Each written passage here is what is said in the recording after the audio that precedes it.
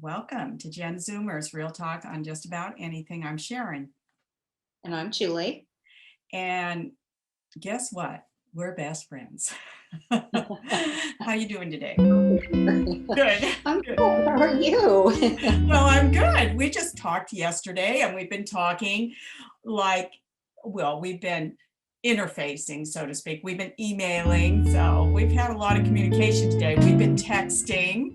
So anyway, but we always like to start with a toast, and we might as well just toast our new guest, which we're excited to talk about, this rocking, wonderful home designer. Her name is Julie Chasman. So we're going to toast Julia, and we're going to toast, I'm toasting you, Julie. Cheers. Cheers.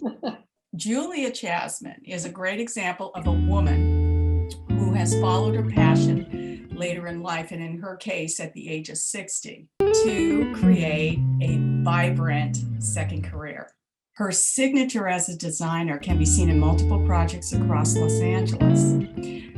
She focuses on home restoration with an emphasis on original features and salvage elements. A blend of periods and styles is her look, and we're very excited to have her on the show.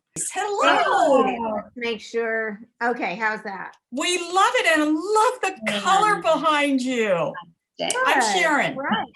Hi, Sharon. I'm Julia. And wait, here's my dog, Jackie. Oh, let's see Jackie. Oh, Jackie, baby. Hi, Jackie. Hi. Oh, don't have my lipstick on my face. There's not a picture that you have taken on your Instagram that Jackie doesn't get featured. I know. Yeah. He's a big He's a feature. star. Can I say?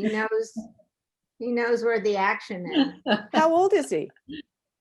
He's 10 years old. Oh, my baby is 10 too. Yeah, I know. I'm starting to worry that he's getting on, but I know. he's still pretty chipper. You probably have a lot of good years with him because he's little. I have a big dog. Yeah, they don't always live as long. No.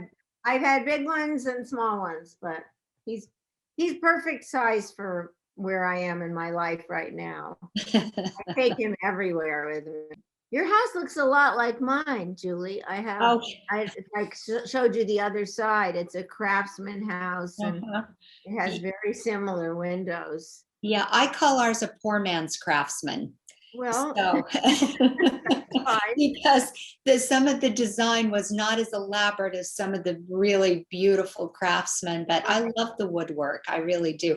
I don't have as much color as you do, which I would love to have. I love the color that you have. Of course, you're the artistic one, not me. So, well, you can always add color. They're just paintings and flowers and things. So yeah, I do keep a lot of flowers around. That just always makes me happy, and I love the color. In fact, I just bought a bunch of flowers yesterday and put them all over. So where are you located, Julian? Where are you, Sharon Louise? Well, I'm not far from your Joshua Tree home.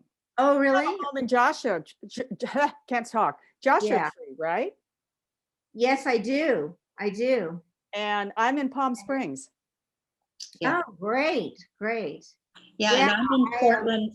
I'm in Portland, Oregon. So oh, nice. I just visited there for the first time a year ago. Oh, I love it. There's great vintage shopping up there. Well, I love vintage clothing. In fact, even this little piece right here. And I like vintage furniture, though I don't have a knack for it. My mother does. I don't as much, but vintage clothing. Right. Whenever I travel, I try to go into vintage stores because I'm an addict. I really am. Well, in Portland, there's a big market called Monticello.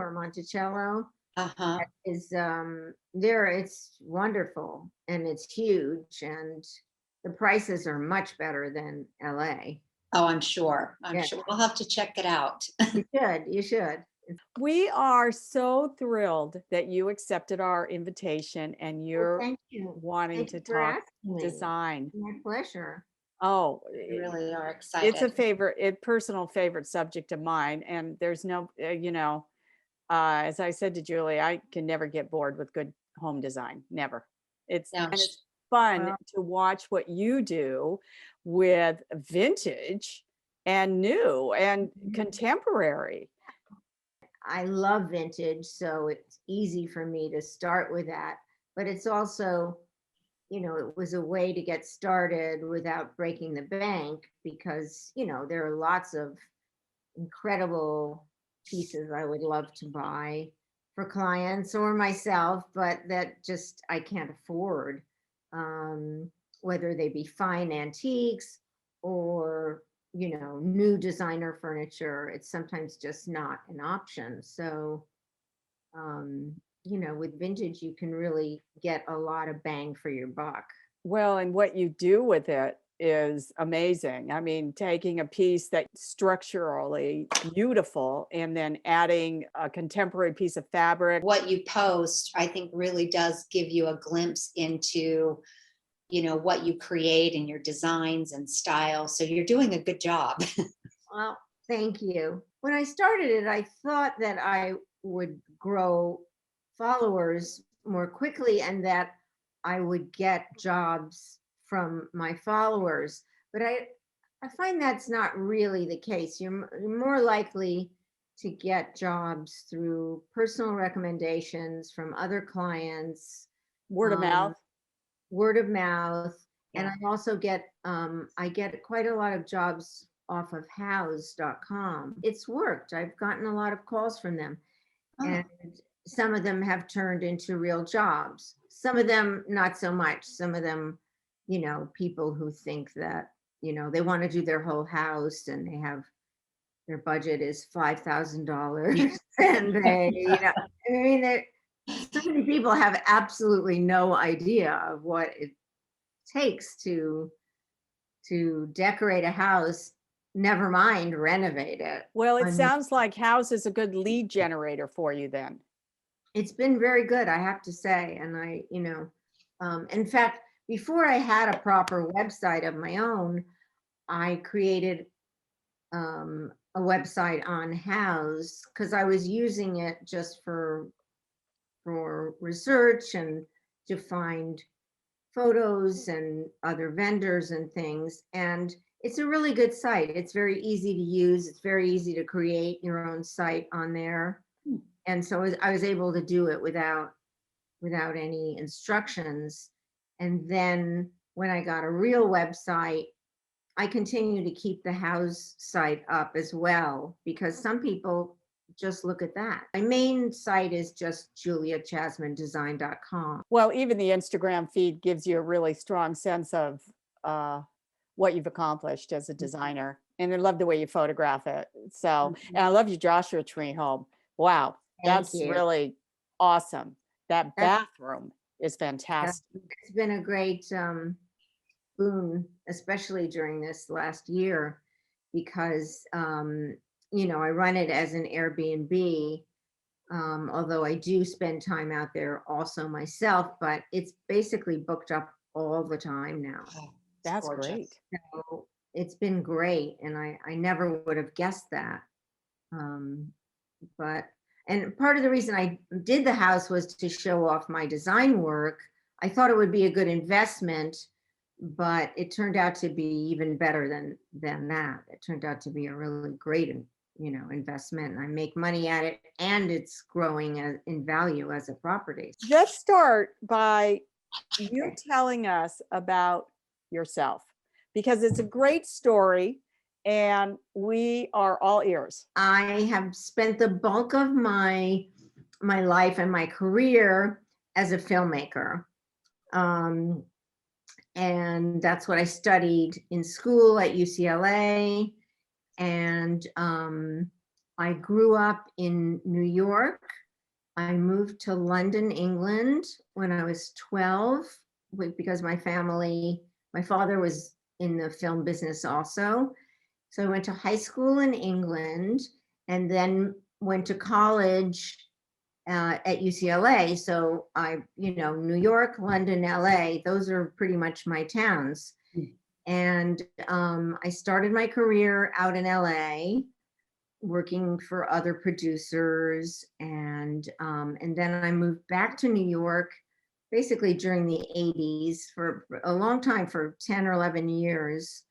And I continued working in film back there. I still had my family apartment on West End Avenue, so I was able to reclaim that, and that was great. And then after I was married and had two small kids, I wanted to come back to LA, partly for my career, partly just to have a nicer place for my kids to grow up and have a backyard.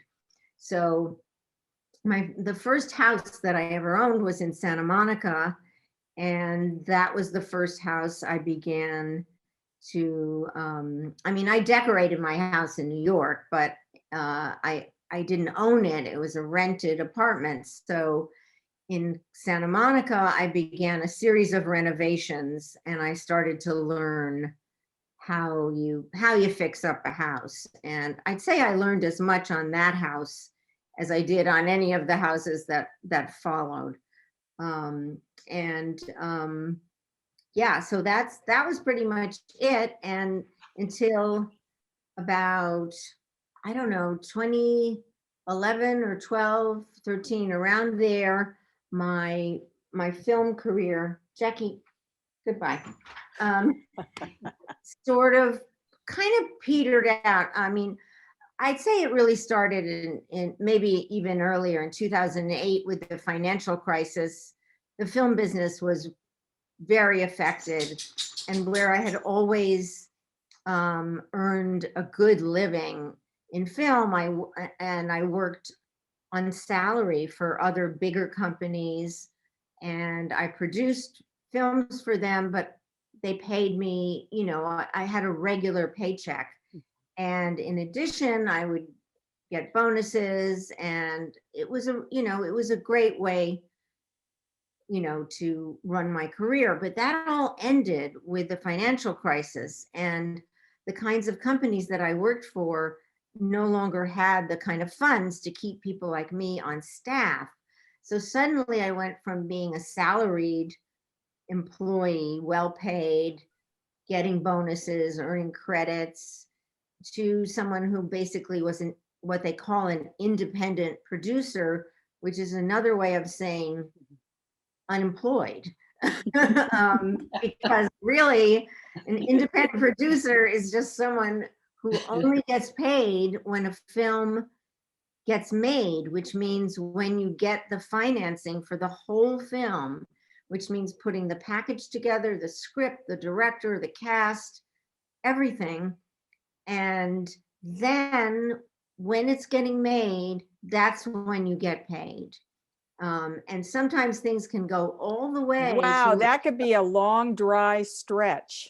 It takes years. And I've had projects that I worked on for many years that seemed like they were going to get made, and then they didn't, including ones maybe 3 weeks out from shooting that fell apart, and I never got paid anything for them. Wow. So I really got sick of that, and it just wasn't fun anymore. And I mean, I still always love movie making, but it's a very hard job. And with those kinds of constrictions, I mean, it became impossible. And I was no longer at it. If I'd been just starting out, yeah, I could have rolled with the punches and done made films that have a budget of $300,000, and you don't make a fee, but you get a movie made. But I had already produced 12 or 13 films, and I didn't really want to go backwards and start over. So I kind of it wasn't so much that I left the business, but the business really left me.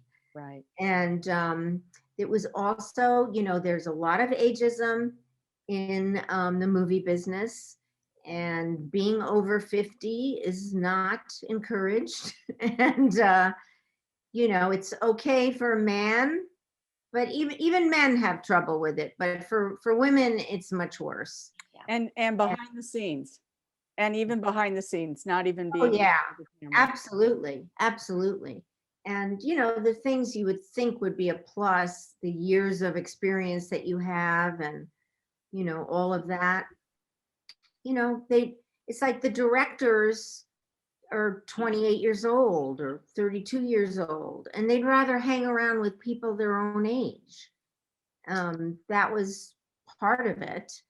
I mean, I didn't let that get me down, but it just really became a lot less fun. And So how did you make the shift? How did so you I just become a home designer? I just decided that I would do it. And I was also going through a big life change. I got divorced. My kids were grown. They were out of the house. And I sold my house in Santa Monica. And I had some money to invest in property. And I decided that it seemed like the only way I was going to be able to do it was to get a house, do it over, and show it to the world. And that's pretty much what I did. Now, I did start study. I went to UCLA, back to UCLA Extension School of Architecture and Interior Design, which is a wonderful course. It's a 2-year course. You can get a master's degree in it, but I really wasn't interested in earning more degrees. But I did take maybe a year's worth of courses, just focusing on the ones that I was interested in and the courses that were going to teach me something that I would need to know. So I learned how to draw floor plans, how to create, I took a lot of good courses, but I didn't do everything. I didn't, a whole lot of stuff I skipped. I still don't have the digital skills, say, that somebody coming out of design school now can do anything online. But I learned the old-fashioned way. I learned how to draw floor plans and elevations by hand. And in a way, I'm really glad I did, because that's always going to be how things are done. Even if later you have, like I can hire someone to convert my floor plan into CAD, which is, computer aided. Right. It's easy for them, and I don't mind paying someone to do that. It's a lot easier for them to do it than for me to learn it.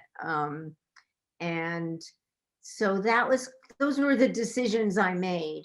And so with that kind of basic knowledge, and also just what I had learned from my own experience fixing up my own house and supervising several renovations in Santa Monica, I bought a fixer upper in Highland Park on the east side. I basically reoriented from being a West Sider in LA, where the more expensive properties are, to being an East Sider, which is where I could now afford to live. And happily, that's also where young people live and where the new up and coming neighborhoods are. So Highland Park, Eagle Rock, Atwater Village, these are the areas where I was able to buy a house. And then later, Joshua Tree was another one of those areas, because you could still buy a house there for $200,000. Highland Park, I could still buy a house for, when I started, in the 400s. Now that number it's like 800. And that's only 7 or 8 years ago. But so I found a bungalow. I saw the potential. It was a wreck, but I bought it. I thought I'd be able to afford to buy it and fix it up with the cash I had, but that didn't quite work out. So I borrowed money for the renovation, using basically a hard money loan. And I've done that a couple of times, and I just basically found, there are people who are willing to lend money at a higher rate of interest, but interest was still so low that, so even if you paid, 8% interest, say, you're only keeping the money for 6 months or so. And that's how I did it. So my first house, I had a steep learning curve, but it came out great. I got it done in a fairly timely manner, and then I sold it. And all the work I've done, I always pay to get professional photography, and that's been a key, so that I would have, really good photos of my work. And so I did it twice. The first house I sold, and I made some money. I didn't make as much as I should have because I made a lot of mistakes, it being my first house. But the second house I bought in Eagle Rock came out really great, and I had 11 offers on it. Wow. So I had photos done, and then I started sending the photos out to magazines, and I landed a big spread in Cottages and Bungalows magazine. I mean, like 10 pages, Yeah. color photos, and they sent Fantastic. their own photographer. So that was when I started to learn that, you don't really need a publicist. You can just send it in and see what people think. And so that second house that had so many offers, I reached out to all the people who didn't get the house, 10 people who didn't get it, one person got it.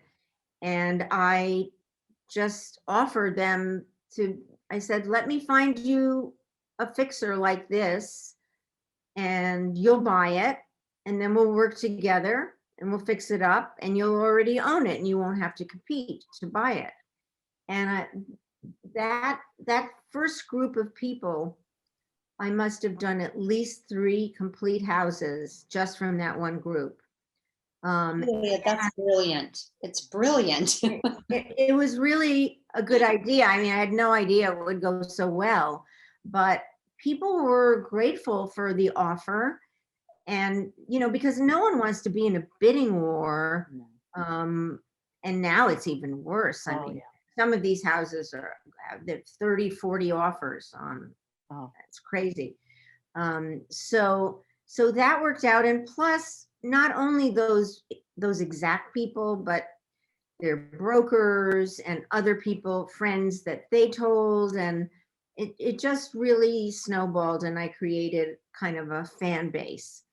And around that time I started, posting on Instagram, and, before that it was just Facebook, but Instagram has definitely been a big part of it, and utilizing Houzz and Pinterest and all of that. So that was pretty much how it went. And I don't even think anybody could have created a marketing strategy and projected, this is how I'm going to get started. You just seem to do it organically. Well, I didn't really know that any of this would happen, so I was just playing it by ear. But it was a good strategy, as it turned out. And I just found that I got a lot of conflicting advice when I was renovating to sell. And a lot of common wisdom is, don't do anything too specific. Don't put a lot of bright colors in. Don't, because people might not like that color, and make everything beige and paint everything white and keep it simple. And I just ignored all of that, because I just knew from my own experience, and from selling my house in Santa Monica, which was full of colors and full of my own individual taste, is that, buying a house is an emotional experience, and people respond to a house in an emotional way. And they may not know that they liked that color green, but when they see it and it evokes that response, it works. And So I did ignore a lot of the advice I was given. It actually sounds like you have some very, very good instincts, because you are being led by your instincts and trusting your instincts. And even as you put it in your website, you are following your passion.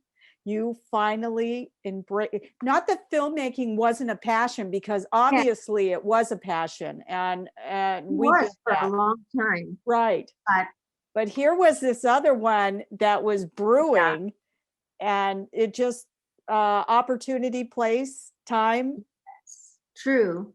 And also, coming into something at a later time in your life, you're bringing a lot more to the table in terms of life experience. And I mean, when I've traveled so much in my life, and travel is one of the great inspirations for a designer.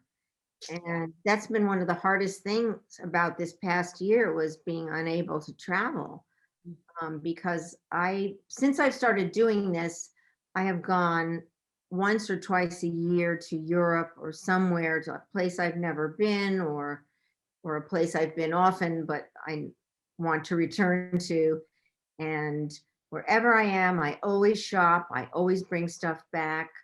I've learned how to figure out the shipping game. It's complicated, but it can be done. So, I know a lot more than I did when I was younger, and I've studied art history, not just film. And literature, and a lot of these things. A lot of your clients as a designer are going to be other grown-ups. And so sometimes it helps to be a grown-up in the room. And, Let's talk about how you've already started down the path, or down the lane of how you get your creative juices flowing. Why don't you Yeah. take us on a project with you? Okay. Let us be the client. And how do you get started? How do you get your creative juices flowing? Well, this is what I do. And of course, it depends. I mean, there are kind of two basic kinds of projects. One involves a big renovation. Another is just mostly decorating. But in truth, I haven't had very many of those. And that's a bit of a different ball game. But maybe because I didn't plan it this way, but because I started doing so many renovations, that's what people call me for. And even homes that the owner may not be planning to renovate, but the first thing I look at is always the floor plan. And so what I like to do when I come to a new house is, if the owner does not have existing floor plans of the house as it is, what they call as built, I pretty much insist on creating them. So I send a draftsman to measure the house, draw up the plans as they are built now, and then I work together with the client on what's working and what's not working about the flow, the layout of furniture, things that we should change in construction, or things that maybe we just need to change in layout of furniture or decor. But the floor plan is pretty much the starting point for me. And it's hard for me to even really come up with the ideas without looking in a bird's eye view down at the house from above. Because that's when I can see the smart ideas that might, if you move this wall, you're going to be able to open up this flow, or the building out further, or just, any of the things. Sometimes they're just not that obvious when you're standing with the walls separating you. But when you look down above the walls, bird's eye, then you can see it. And that's how I like to work. And then what happens at that point is, the client and I will agree. Usually I'll do a couple of passes at different layouts. Once we agree on one that works for the client, because, you have to get to know the client, learn how they live. What do they need? What's missing from their life? What's working, what's not working. Then I have to bring an engineer in because I'm not an architect, and I'm pretty good at coming up with a floor plan, but a licensed engineer always has to be involved to say whether you can tear down a wall, or, you almost always can, but how much will it cost to do it? What will you have to build to replace, the support that wall was, holding up? And so we go from, floor plan to structural drawings. We add those in, and sometimes too, I have to work with a historical zone. It's called an HPOZ, the historical overlay zone. Certain areas of Los Angeles and other cities have these zones which have their own committees that must approve your design, in addition to the city permit that you have to get, which is just about construction. But so in Highland Park, for example, certain houses I've worked on have had to also be approved by an HPOZ committee, which means, they can be very, very difficult and sort of finicky. So that's for interiors too?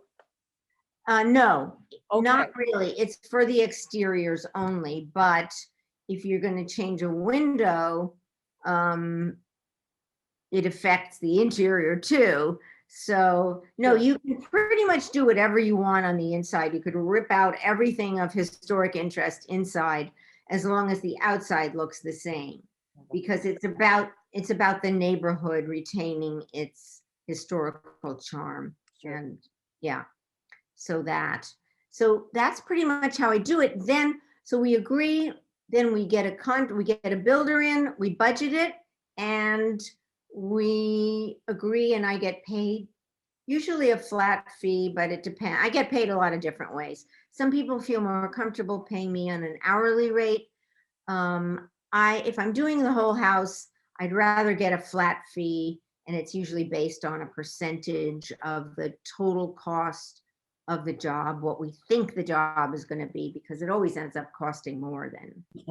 So go to the fun. Yeah, this is the real mathematical and sort of left brain approach, because you have to have the left brain approach, right? Yes. So then what happens with color and the components, all the elements? How do you mesh that with the client's vision, or what do you do there? The truth is, all that fun stuff for me comes later and is kind of secondary. To me, the furniture layout comes first, and then we'll talk colors, because the inside of the house, especially once you've torn down a wall or two, is going to tell you a lot about the colors that you might want to use because of the light. You can choose your favorite color out of a fan deck, but it might not look good in your house. And it doesn't mean we do start talking colors, tiles, finishes, flooring, all of that pretty much right away once we start building. But it's still something that starts to come in when we're actually building. I rarely start a job and say, we're going to make an orange living room because that's a good mid-century color. That did work out. In my Joshua Tree house, finding that orange fireplace was one of the first things I found at the Rose Bowl. And I already knew I kind of wanted to use orange. And so that became, sometimes it can be a single piece of furniture or a fireplace or a window frame can be the linchpin for the whole design. A lot of designers say they like to start with a rug, you know, because you have to start with something, and a rug can often have a whole color scheme right in that one rug. And I've tried to make that happen, but I haven't found that. I don't know, maybe I haven't found those rugs that have presented a whole world to me in that way. But sometimes tiles, yes, especially vintage, you know, vintage California homes have kind of their own color palette. There are certain, I mean, the trim for my second house, which is a kind of Mediterranean turquoise, green, blue, I got that color by matching a vintage tile. I took that to the painter and said, make some paint this color, because it was just, that's the color that was so often used in the 20s and early 30s in California. And of course, it's Mediterranean. It comes originally from Europe, but It's a good color. it's a good color, right? You never go wrong with that It's color. a classic color, yes. Yeah. And the light, the way Yeah. the light hits that color, it's yummy. It's yummy. But Yes. you know, clients, I mean, you ask about, you know, mixing in the point of view of the client is, for me, the hardest part, but it can be the easiest depending on how confident the client is in your ability. You know, but when it's a good fit from the start, when people say to you, oh, I love that green, I love those cabinets, I love that sink, I love that faucet, whatever it is, then you know that you're speaking the same language and you're probably going to be fine. Doesn't mean they're not going to have their own ideas.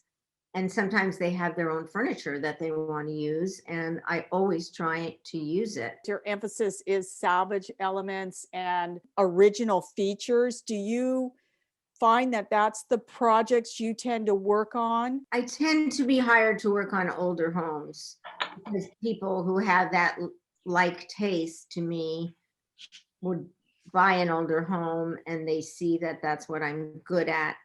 But it's not always the case. And also, a lot of older homes have been ruined more or less by too many renovations, and they have very little of their original charm left. So sometimes it's a matter of putting back what was taken out, and that can be very costly. I'd much rather work on a house that is a wreck, but still has its original windows, even if they're falling apart, than having to replace vinyl windows that some genius put in, you know, in the 90s or whenever, or, you know, ripping up laminate flooring and stuff like that. But very often you find gold underneath the, you know, the new flooring, because people didn't bother to rip out the old floor. So they just put something over it. Very often, I've never found an original floor that I couldn't restore. Literally, I mean, It's like a can buried all treasure. It's funny. Yeah, it's buried treasure. It is. Say that I have 1908 windows. We still have the original windows. They have not been replaced, but sometimes I get so frustrated. Well, one thing you can do, and I do recommend this to people before that, because clients do come to me and say they're sorry, but they want to replace the windows and they want them to be double paned, and that makes me cry. Yeah. But before they do that, I suggest that they restore what they have, and proper weather stripping is a very good way to start. You can take your windows apart. The kind of windows you have, they're made to be taken apart. You know, all the parts are replaceable. They've got pulleys and ropes in there, and you can, Yes. if any of those parts are worn out, they can be replaced. And if you put in this really good weather stripping, it's amazing how much of the draft suddenly goes away. because it turns out it's not maybe the windows themselves, but it's Yeah. the area around them. Yeah. And two, the walls may not have any insulation in them or maybe they did at one time, but they don't anymore. So they do make these homes, these old homes, they breathe. You know, I do yeah. like that they breathe. But so Julia, where do you find your inspiration then? Where do you get your inspiration? Well, I mean, I do look at, I mean, I read every design book. I'm a huge fan of other designers, and I have a gigantic collection of design books. And unlike some people, I actually read them, not just look at the pictures, but like, I want to know what happened. How did you arrive at this? And, you know, I have so many new designers I love, besides, you know, older classical ones, you know, from the past who you know, starting with, I mean, you can go back with Dorothy Draper and you know, I mean, you could go on and on. I can't even name them all. In England right now, there's a wonderful renaissance of new young designers. Beata Human, she's actually Swedish, but she just came out with a new book. I just read it cover to cover. It's so up my alley, and she makes her own fabrics and her own hardware, and she's just a genius. And then Luke Edward Hall is another one, and Ben Pentreath. And, you know, I like the European style. So travel is a big inspiration for me. I mean, when I went to Morocco, that was really a big moment for me. And you know, it was hard to know what to buy and what to leave behind. But I made a lot of relationships there. Vendors, I can just call them now and they send stuff to me. And it's a great place to shop, and it's cheap too. And so all of that, but I mean, inspiration can come really from anywhere. It comes from movies sometimes too, like the sets in a certain film, if I love the decor of it. Luca Guadagnino, the Italian director who did the film I Am Love, and with Tilda Swinton, and then the one Call Me by Your Name. He's a huge design maven himself, and he's been written about a lot almost as a designer himself. And I Am Love was shot in a very famous villa in Milan called like Villa Necchi or Necchia, Necchi, I think. And I've never visited it, but it's an amazing place, built in the 30s actually. And then that house that was in the summer house in Call Me by Your Name, you know, those kinds of things. And then people like Wes Anderson, where their design, you know, are so much a part of the vision that they're creating. I think a lot of people are influenced by those kinds of filmmakers and art. I mean, museums have been closed for a year now in LA, and that's been really hard. Yeah, But, I agree. you know, I miss all those shows, and there's just so much art going on now, and there's the rediscovery of a whole bunch of artists, African American artists who nobody paid attention to for years and years. You know, there are too many to name, really.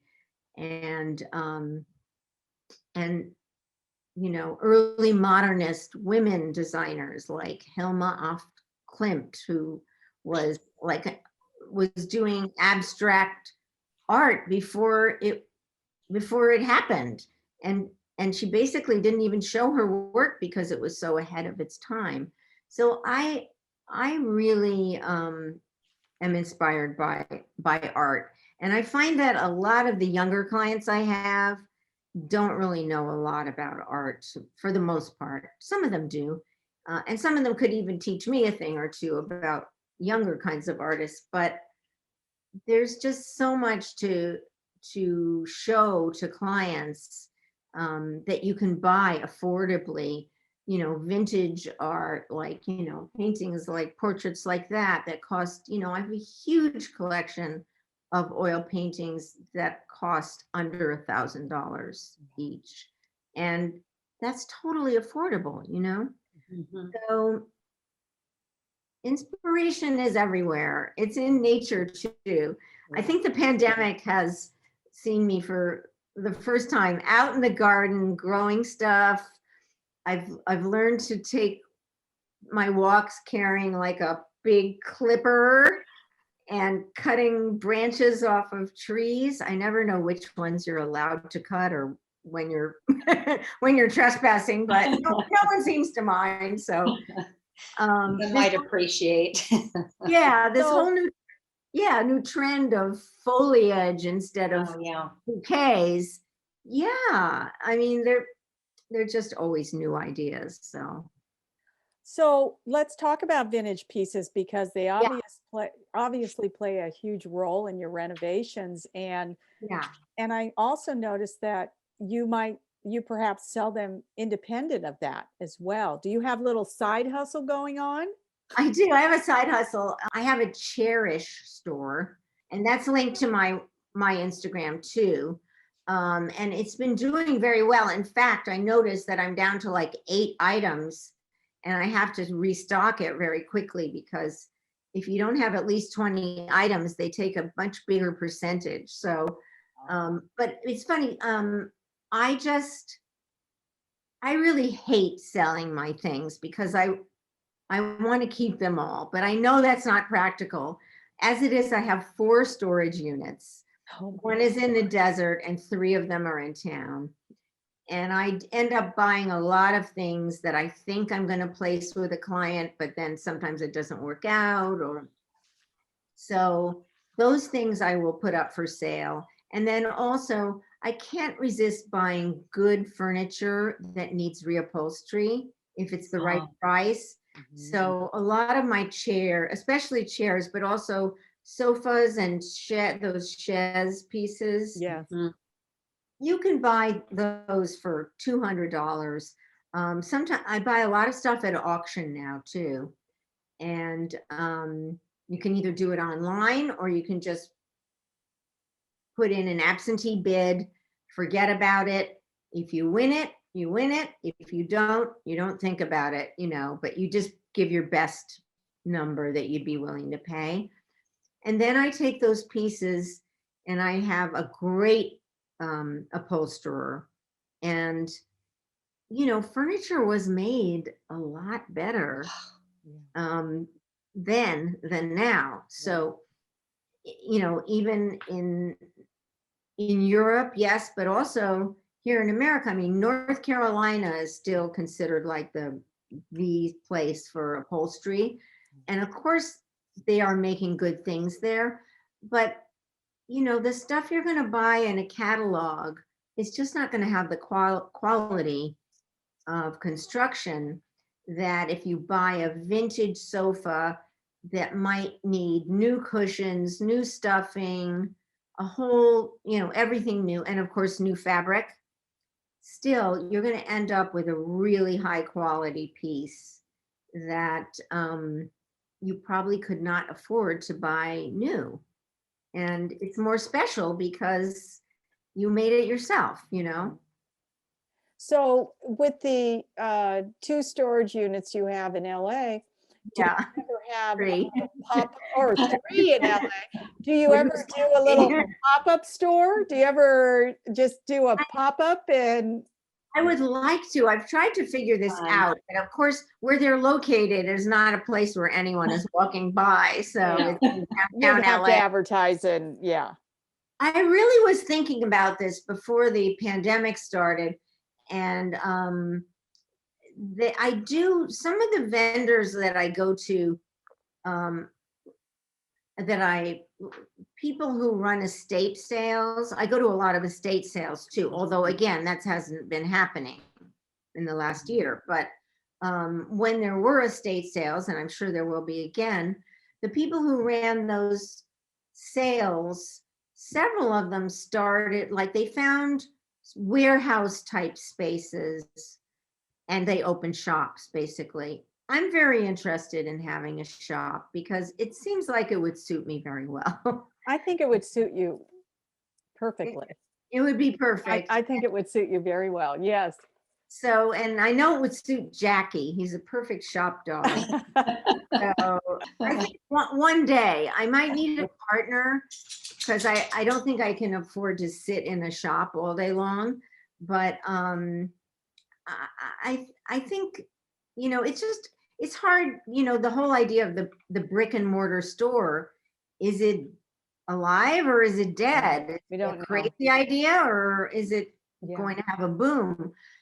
I kind of feel like with the pandemic having emptied out a third of the brick and mortar stores of all kinds, this might be a good time to Yeah. deal on a rental and see what happens. So yeah, that is something I'd like to do. Because like others, you find inspiration by going into a place that you would create with Right. all of these interesting and amazing pieces, Mhm. you know, because that inspires me. Plus, Yeah. I hate shopping online for furniture or pieces. I hate it. I want to No. go into a Yeah. place where someone has amazing taste Mhm. and find things, you know, I well agree. edited Yeah. and And you're familiar with Palm Springs, and they have some beautiful, beautiful design stores here. In fact, Wonderful shopping in Palm Springs, for it's sure. fun. It's fun. And I have a couple of favorites here. And Yeah. Julie's right. You get ideas. You get great ideas if you walk into a design store, and also the vibe, and you know, you get sucked in Yeah, to absolutely. the And experience. also, I don't only like old fashioned granny furniture. I love mid-century modern. yeah. And I also, I'm pretty insistent on mixing. It's like, you know, if a client only wants to have antiques, I usually advise them that that is not going to work. And I usually want to put in, say, a mid-century light fixture Mhm. or a Mies van der Rohe coffee table or something to, you know, you have to be modern. We have to live the way we live now. Right. And kitchens and bathrooms, for example, you can add vintage elements, but everyone wants their shower to work really well and their, you know, all their, you know, all of that stuff. And so it's a combination. It's a combination, totally. It's just that there's more than one way to do it. And that's what I think people forget when they're redoing their kitchen. They're thinking like, well, I like a white kitchen and I want, you know, it's like, you can do that. It'll look fine, but you can do something usually more interesting than that. Well, what do you love about designing homes? What is it for you? Well, I mean, to go back to my filmmaking days, you know, making films. Oops, it's Jackie. Want to come up? All right, well, be quiet. I mean, to me, what I loved about making films was telling a story. Basically, that's what it is. It's storytelling. And what I have found in designing homes is that it's also telling a story. Mm. And you know, like my home is the story of me, and my client's home is the story of my client and his or her family and the people who live there and things that have happened to her. That's why I'm always looking as like, oh, you know, you got this on your honeymoon. We have to have this, you know, and or restoring the piece that was inherited from the mother-in-law or whatever it is. It's part of the story. And so a lot of the process is the same too in how you get there. When you make a film, you start in often with this, you have the idea for the story, and then you have the reality of what you can afford to do. So you have a budget, you have a producer and a director, you have all these people weighing in, and then the budget is too high, and so you have to lower it. The same thing happens with your house budget. And the way that you lower the budget is very much the same in movies and in houses. You can do it a couple different ways. You can cut out a big scene out of the movie and leave that out of the story. Or in the case of a house, cut out a room, not build that bathroom, save that for later. Or you can cut 10% out of every line item in the budget and just shrink everything down a little bit, movie or house. So I've just found it to be, it's a good process. And, if you keep your end goal in mind, it's very rewarding. The happiest part is always when you've gone through the slog of the construction and the drilling and the dust and all of the really messy, awful stuff. And it's starting, and the drywall goes up, and now it's starting to look like rooms again. And then when you start to put your finishes in, that's what, designers are, I guess they're more known for their finishes, but you don't really get to do all of that until the end. So when the tile goes in, when the marble goes in, when the beautiful faucet that you picked out and spent too much on, when that goes in, the light fixtures, those details, that's when it starts to, the joy comes back into the process. So let's switch gears and let's talk about you, the woman. Yeah. What is your superpower? What do you think your superpower is as a woman? Well, And more importantly, as a designer. yeah, I thought about that question because I don't really know what my superpower as a woman is, but maybe, I don't know, if you're a woman designer, maybe that just folds it into one question. I do think my superpower as a designer is my vision. Like I can walk into a wreck of a house and I can see what it could be.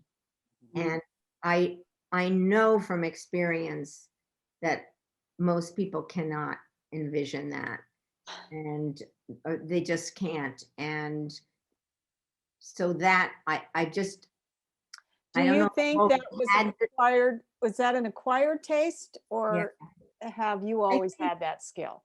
I think I always had a bit of this skill because I always drew and was artistic, but I think I learned as I went along, and especially when I learned to draw and create floor plans and learned more about how how construction actually works, how houses are, it's like before you learn, you really don't know that houses are built, they have a foundation and then they have floor joists and they have beams and also I know the difference between an older house when you open up the walls.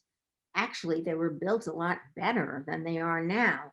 They have more supports in them. They're all made of wood. It's not, now a lot more shortcuts are taken. Also, would I rather see plaster walls or drywall? Well, Yeah. I'd rather see plaster. And when people, often ask me, I talked to a contractor and he told me we should just tear all this down and just put up drywall. And I say, yeah, of course he said that. You know why? It's a lot easier for him. It's a lot less work. But if you want your walls to look beautiful and have that hand finish, keep your plaster, so I don't know. But I think to answer your question, I think I did have a natural gift for it. But there's a lot that you just have to learn from experience, no doubt about it. I've certainly made my share of big mistakes. So That's a good answer. It's a great answer. So what advice would you offer women who want to pursue their passions later? Just really only that don't give yourself a cutoff. Don't never say never. You can do whatever you want with your life, you know, it's your own life. You can stop doing the thing that makes you unhappy and start doing something that makes you happy. And, you know, if I hadn't been able to buy a house and fix it up myself, that was, you know, a privilege really to be able to do that. But if I hadn't been able to do that, I was looking at maybe apprenticing myself to a designer. And it's something I've even thought about doing at various times over the last, you know, 8 years, because the one thing I never got a chance to do was to learn from a master designer. So although I studied, you know, from teachers at UCLA, you know, the people I admire, Stephen Gambrell, Michael Smith, Madeline Castang, like I would go work for any one of those people for free. And I just say, I will just come work for you, you know, for 6 months, just like a student out of design school would. Now, I sometimes wonder, would they feel uncomfortable having an older person in that type of situation? But, you know, I think It never hurts would have to said ask. yes. No, absolutely. That's sort of, don't you think, self-imposed parameter? It never Yeah. hurts. Yeah, It never exactly. hurts to, my gosh, you've got such a great portfolio, and just your demeanor, the way you present yourself. Why would anybody feel intimidated by that? You know? I don't know. There's just the fear, you know, when I think, look, I learned when the film business started to fall apart for me, one thing I learned that when I was already I was a very highly paid film executive, and I no longer, like, nobody wanted to pay someone my age that kind of salary anymore, because the specter of my maybe only working another 10 years or something for them and paying that kind of salary, I think, was weighed against hiring a 27-year-old for a third or a fourth of that amount of money, Right. who maybe had more energy than me. I mean, I'm not so sure they do, but you know, that might have been the thinking. Okay, Julia. Well, we're going to just wrap this up with our 4 very unique personal questions. And question number 1, what makes you smile? What makes me smile? Well, I think I already said this, but when the finishes go in, I do tend to smile. I also like to do a little hand painting on all of my, when the paint goes up, I'll draw little borders or little added touches, and that does make me smile. It's the little touches. The details really, really matter. So. And what about actually more like Julia? What makes you smile, Julia, as a woman, as who you are? Jackie, or what makes you smile? Definitely Jackie. He's been a real support system. He heard his name. Oh. Hard. What is one of your top 5 favorite things to do? Well, I'd have to say, I would say going to museums, but I'd have to equally vintage shopping, preferably in a foreign country, because like finding out where the best vintage market is, what day it's held on, where it's at, getting there on the metro or whatever it is, that's just one of my favorite things to do anywhere. And the things that I buy on those trips, I always remember where I got them and when, and the guy who sold it to me. And it's just a real joy, and it brings it all together, the whole experience. You could write a book. Yeah. Well, speaking of, what are you currently reading?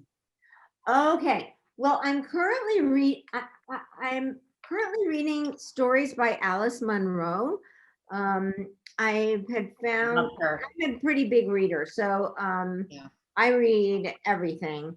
Realized I had just never read any of her stories. I tend to Sure. I favor novels over short stories, but anyway, I'm loving her work. Also just read Barack Obama's book, which was fascinating and so interesting to think of, like the beginning of his time in office, and now as we embark on a new administration just coming in, and with some of the same problems. It's so interesting. Yeah. And then I read, like I always read 19th century authors. So like Edith Wharton is one of my favorite Yes. authors, and she uniquely was really the first woman